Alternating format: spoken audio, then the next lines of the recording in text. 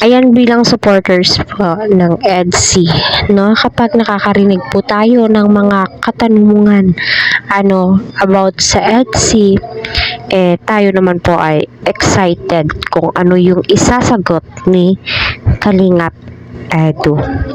So ayun nga po, interview ni Pastor ER, tungkol nga po dito sa EDSI. At yung pinanghahawakan ko, no, bilang fans ni Edu, no, 4 years ago, no, na ipapanalo niya ang EDSI. Naway, yan po yung pinapanalangin ko, para matigil na po yung pangbabash kay Edu. Kasi yung mga basher na yan, hinahantay lang po nila na may magkamali, mahihinto, kasi yan po yung habit po nila, diba?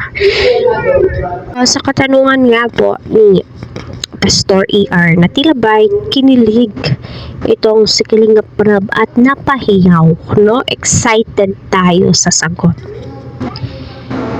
Para sa akin, yes,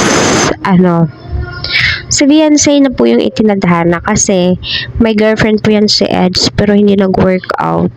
Kasi di po niya siguro nakikita yung sarili niya sa girlfriend niya. At saka sa mga love team, hindi po ako naniniwala na hindi po sila nagkakadevelopan. Meron at mayroong mabubuong pagtitinginan sa isa't isa.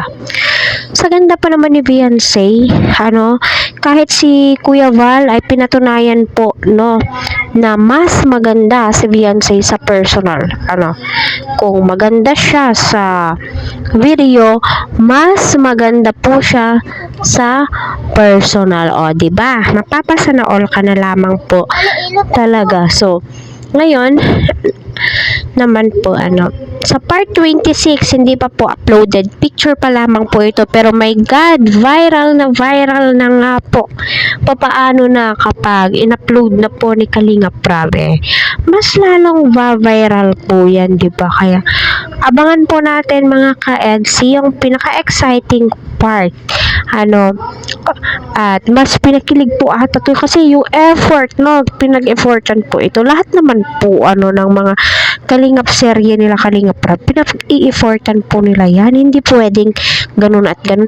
Pero alam nyo, no, kung pinag-i-effortan, my God, napaka-exciting. Pero marami din mo nagsasabi, kapag simple lang is mas nakakakilig.